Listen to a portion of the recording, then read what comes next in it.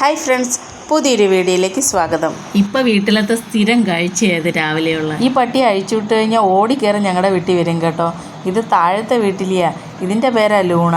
ഞാൻ ഒരു ദിവസം പറഞ്ഞില്ലായിരുന്നു അവിടെ പോയപ്പോൾ. ഇത് വന്നു കഴിഞ്ഞാൽ പിന്നെ ലക്കി നന്ദ ഇതിൻ്റെ കൂടെ തന്നെയാണ്. ഇതിന് ആഹാരം കൊടുപ്പൊക്കെയാണ് പിന്നെ പണി. ലക്കിയെ പൂച്ച അടിച്ച ശേഷം ഞങ്ങൾ ഇതിനെയൊക്കെ കുറച്ച് മാറ്റി നിർത്തിയിരിക്കുക.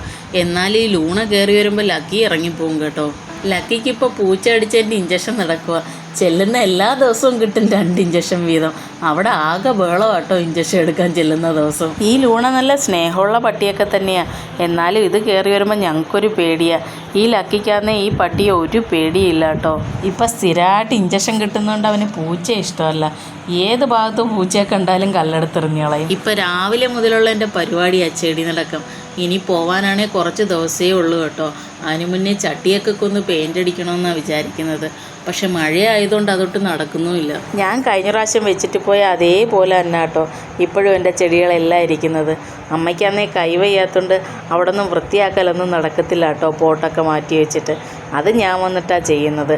പിന്നെ എനിക്ക് ഇതിൻ്റെ ഇടയിൽ ഒരുപാട് പണികളുണ്ട് കേട്ടോ. ഇപ്രാവശ്യം ഞാൻ കുറച്ച് ചെടിച്ചട്ടികൾ വാങ്ങിച്ചിട്ടുണ്ട് കേട്ടോ. ഇനിയിപ്പോൾ അതിലൊക്കെ റീപോർട്ട് ചെയ്യണം ഇതിൽ നിന്നെടുത്ത്. കഴിഞ്ഞ പ്രാവശ്യം ഞാൻ കുഞ്ഞു തൈകളാണ് ഇതൊക്കെ വെച്ചിട്ട് പോയത്.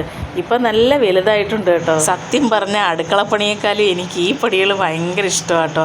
ഞാൻ നാട്ടിൽ വന്നു കഴിഞ്ഞ് കഴിഞ്ഞാൽ മിക്കുള്ള സമയം ഇതിൻ്റെ ഇടയിൽ തന്നെയാണ്. ഈ ചെടികളുടെ ഇടയിലിരുന്ന് ഓരോ പണികളൊക്കെ ഇങ്ങനെ ചെയ്യുമ്പോഴേ എനിക്ക് സമയം പോണതേ അറിയത്തില്ല. ഞാൻ ഒരുപാട് ഇഷ്ടപ്പെട്ട് ചെയ്യുന്നൊരു പണിയാട്ടോ ഈ ഗാർഡനിങ്. ഞാൻ നാട്ടിൽ വന്നു കഴിഞ്ഞാലേ എൻ്റെ ദിവസത്തിൻ്റെ 3/4 ഭാഗവും ഇതിൻ്റെ ഇടയിൽ തന്നെ ആയിരിക്കും കേട്ടോ. എനിക്ക് ഇവിടെ ഇരുന്ന് കഴിഞ്ഞാൽ രാത്രിയെന്നോ പകലെന്നോ ഒന്നുമില്ല കേട്ടോ. ചിലപ്പോൾ പൊരി വെയിലത്തിരുന്ന് മണ്ണ് മാന്തിക്കളയും. സത്യം പറഞ്ഞാൽ എന്നിട്ടും എനിക്ക് സമയം തികയുന്നില്ല. ഇനിയിപ്പോൾ ഒരുപാട് പണികൾ പെൻഡിങ്ങാണ്. എൻ്റെ ഈ അടീനിയങ്ങളൊക്കെ റീപോർട്ട് ചെയ്യാൻ സമയമായി. ഈ വലിയ നീളമുള്ള ചട്ടിയില്ലേ, ഇതിന്ന് എടുത്ത് ഇനിയിപ്പോൾ ബോൺസായി ചട്ടിക്കകത്ത് വെക്കണം. ഞാൻ നേരത്തെ പറഞ്ഞില്ലായിരുന്നോ, ഇനിയിപ്പോൾ കടയിൽ പോയി ബോൺസായി ചട്ടി വാങ്ങിക്കണം. ഈ മഴ കാരണം ഞാൻ ഉദ്ദേശിച്ച ഒരു പണി നടന്നിട്ടില്ല കേട്ടോ. എനിക്ക് കുറച്ച് ഗ്രാഫ്റ്റ് ചെയ്യണമെന്ന് വിചാരിച്ചതാണ് ഈ അടീനിയത്തിന്. ഇനിയിപ്പോൾ അതെന്തായാലും പറ്റത്തില്ല. ഇനിയിപ്പോൾ അടുത്ത പ്രാവശ്യം ചെയ്യാമെന്നാണ് വിചാരിച്ചിരിക്കുന്നത്. അടീനിയം ഗ്രാഫ്റ്റ് ചെയ്യാൻ വേണ്ടി ഞാൻ ഒരുപാട് ആഗ്രഹിച്ച് വന്നേ കേട്ടോ ഇപ്രാവശ്യം. ഇനിയിപ്പോൾ പറ്റത്തില്ല. ഞാനാന്നേ വന്നപ്പോൾ ഗ്രാഫ്റ്റിംഗ് ടേപ്പ് എടുക്കാനും മറന്നുപോയി. ഇവിടെ അന്വേഷിച്ചിട്ട് ഒരു കടയിൽ നിന്നും ഗ്രാഫ്റ്റിംഗ് ടേപ്പ് കിട്ടിയില്ല. കടയിലൊക്കെ കാണുമെന്ന് വിചാരിച്ചിട്ട് ഞങ്ങൾ ഓൺലൈനിൽ ഓർഡർ ചെയ്യാൻ നോക്കിയില്ല. ഇപ്പം അത് ചെയ്തിരുന്നെങ്കിൽ ഇപ്പം കയ്യിൽ കിട്ടി ഗ്രാഫ്റ്റിംഗ് ചെയ്യാൻ പറ്റിയേനെ. അന്ന് പോയപ്പോൾ എനിക്ക് ആവശ്യമുള്ള കുറച്ച് വളയെ കിട്ടിയിട്ടുള്ളൂ. ഇനിയിപ്പോൾ ബാക്കിയും കൂടെ വാങ്ങിച്ചിട്ട് ഇടാമെന്നാണ് വിചാരിച്ചിരിക്കുന്നത്. ഞങ്ങൾ വന്നപ്പോൾ അവിടെ ബക്കറ്റിൽ നിന്നൊരു കസ്റ്റഡ് ആപ്പിളിൻ്റെ തൈ കൂടി കൊണ്ടുവന്ന്. ഇത് തൈയല്ല കേട്ടോ, വലിയൊരു മരമായിരുന്നു. അതിൻ്റെ മണ്ടയിൽ നിന്ന് കട്ട് ചെയ്തിട്ട് കൊണ്ടുവന്നതാണ്. ഞങ്ങൾക്ക് അവിടെ ഒരുപാട് കായകളൊക്കെ പിടിച്ചതാട്ടോ.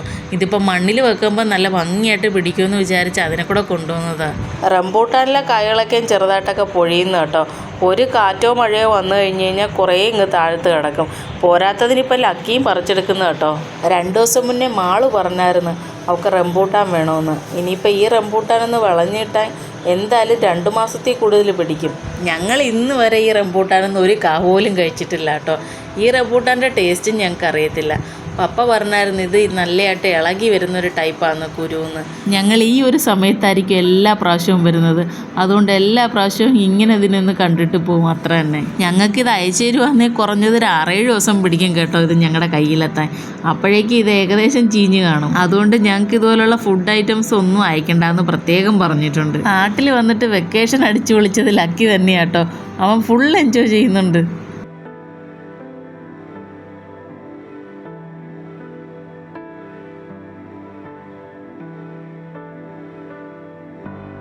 ലക്കി കുറേ സ്റ്റാർ ഫ്രൂട്ടും പറിച്ചുകൊണ്ട് നിൽക്കുക ലൂണയ്ക്ക് കൊടുക്കാൻ. ലൂണ വരുന്നേം കാത്ത് നിൽക്കുക കേട്ടോ അവൻ.